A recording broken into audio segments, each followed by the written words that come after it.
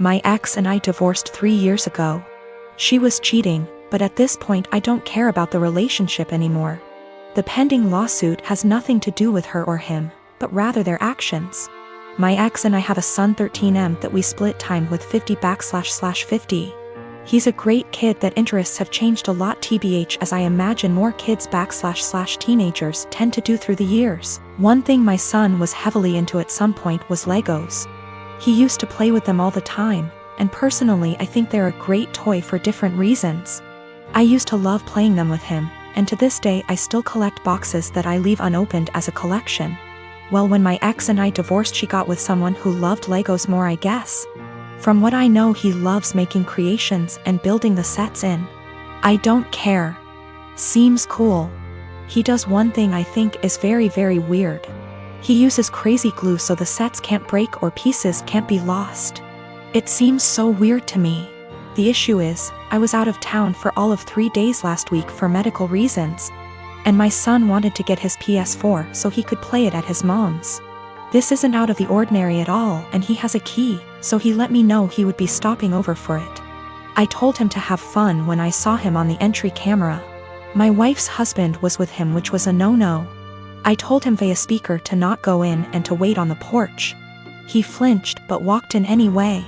I sent my ex a text telling her to call him and tell him he's 1 minute away from a cop call. He left my home with a bag in hand, which I didn't think much of because my son had his games too. Well, my son texted me later that evening and said he didn't know it at the time, but he's pretty sure SD took some of my sets. These are all old sets and 2 are worth big money. When I got home I confirmed the missing sets and called my ex. She had no idea, but he admired he took them, but it was so son could have the sets to complete his collection. My son doesn't even like Legos anymore and told his mom he wouldn't steal from me. My wife asked how much it would cost to replace them, and unfortunately it's more than their savings. Actually, it would take their house down payment plus more. I told them if they didn't pay in 2 weeks I was suing and pressing charges. The price in the sets makes it a felony. My ex and her husband are saving for a house which would give my son more space when he's there. But those sets were going to help pay for his education someday or a home of his own. I filed the police report and have talked to a lawyer, and we're moving forward with the suit. Everyone is calling me a joke because they are just toys, but I don't get it. They are worth real money. I'm not rich, guys. I needed those to help with my son's future, but again taking this money does deny my son things at his mom's house. My husband, Asian, and I, American, welcomed our firstborn 4 weeks ago. The baby is healthy, thank God, but I'm exhausted, haven't fixed my hair, barely able to shower and cannot sleep. My husband's family had been pressuring us to visit to meet the baby. I tried to hold them off as much as I could, but yesterday, I was surprised to find them standing on the porch. Turns out hubby invited them for dinner. I was embarrassed and felt like I wasn't ready for visitors, judgmental ones at that, cause the house was a mess, y'all. Anyways, my husband sat with them while I fed my son. Then later I asked my husband if we should order takeout for dinner. He said no, because his parents would find this rude and unwelcoming. He suggested that I go inside the kitchen and prepare something, anything long as it's homemade. I said fine, then went and made some mac and cheese. The reason I prepared this meal is because of how easy it is. Once I served the family, my husband's mom looked at me and was appalled. I noticed something was wrong. She asked if I really found it appropriate to serve her and the family mac and cheese. I asked why not, and she went on a rant about how disrespectful this was and that I clearly have no experience in what is right and wrong when it comes to hosting. I said, excuse me? Who said I signed up to host an expected visit from them? And she took it as in I didn't want them there. Her husband said they were just there to finally see the baby that I kept them from seeing for an entire month. That's a whole month of his life they'd missed out on. We had an argument and they decided to go home. My husband said that deciding to serve his family mac and cheese was more offensive than serving them nothing at all. I told him I was too exhausted to cook their traditional feasts, that I was forced to learn from his mom. He took offense and said that I was being mean and disrespectful towards not only his family but his culture. I went inside the bedroom to stay with my son. My husband stayed on the phone with his family for an hour, then kept giving me the cold shoulder, and refused to eat what I cook in support of his family. I understand how some guests might find it offensive, especially his family, but I was just trying to make a quick homemade meal like my husband wanted. So my fiancé, female, 24 years old, and I, male, 27 years old, got engaged in May and are currently planning for our wedding in August. It's worth mentioning that I'm the sole earner because my fiancé is still in university. I've saved up decent amount of money to afford the wedding.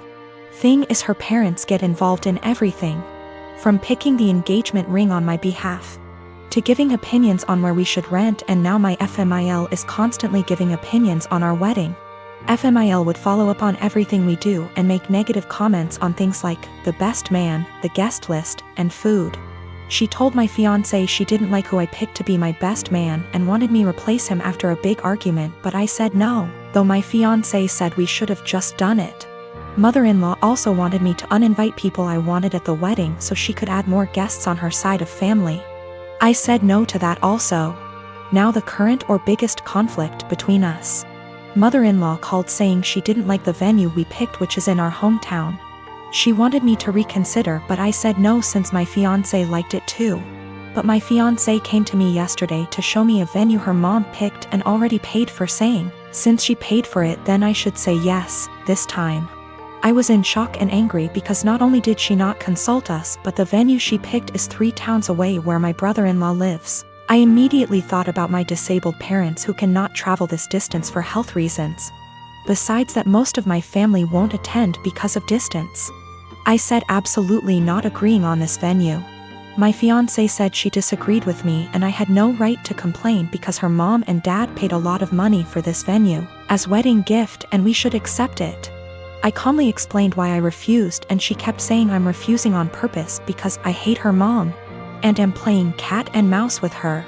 I bluntly said her mom is indeed making this a game and told my fiancé she's either with me or against on this issue. She either backs me up or there won't be any more wedding planning.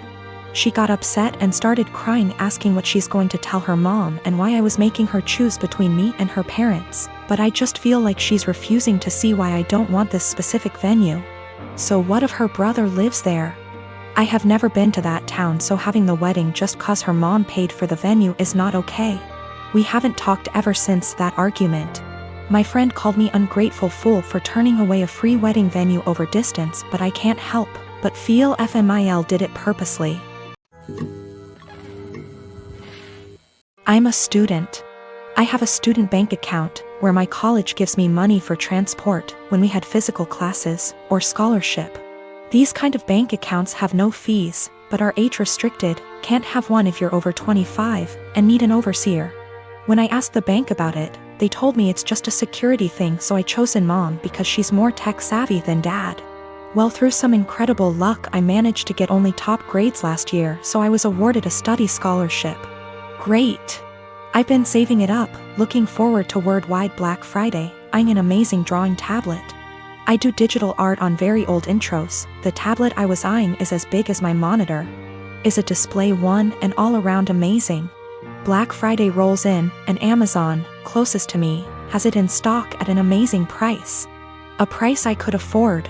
I was so damn happy, I ordered it. Then I got a notice that the bank refused the card. I emailed Amazon, their customer service is so fast, and we went over the card details and such, making sure it was all right.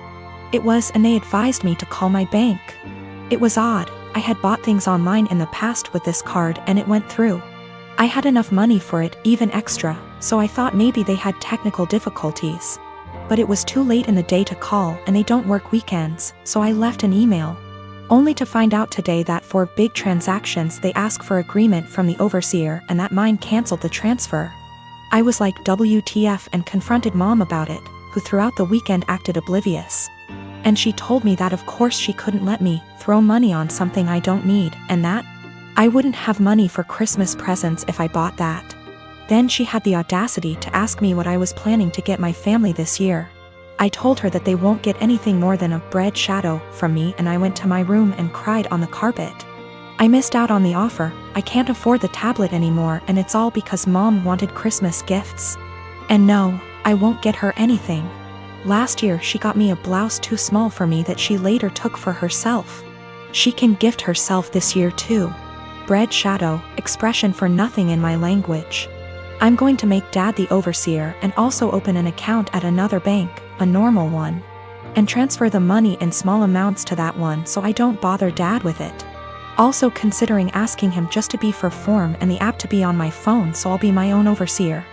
I am an adult in my country, I'm 20, going to be 21 in April. The law asks my parents to support me until I finish my studies or at least until I'm 26. But I plan on moving out sooner. I'll do gift my sister and Dad, they have nothing to do with the incident and I love them lots.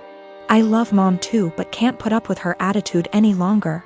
Regarding what I'll give her, not sure yet. She didn't react like that because she got me the tablet already, it's not her character to get me something she can't use. Regarding the gift Dad's planning on and which she'll claim is from both of them. Dad is going to build a bigger enclosure for my lizard. I may wrap my lizard's old branches nice and gift those to Mom, as per Christmas traditions regarding naughty kids. And she doesn't like my scaly boy at all so double points I goose. People saying that a drawing tablet is useless. But the question was if I was an A for the way I reacted and my decision to not give her a gift anymore. As it's my money I literally can do whatever I wish with it and a display drawing tablet is incredibly useful for an aspiring digital artist as myself.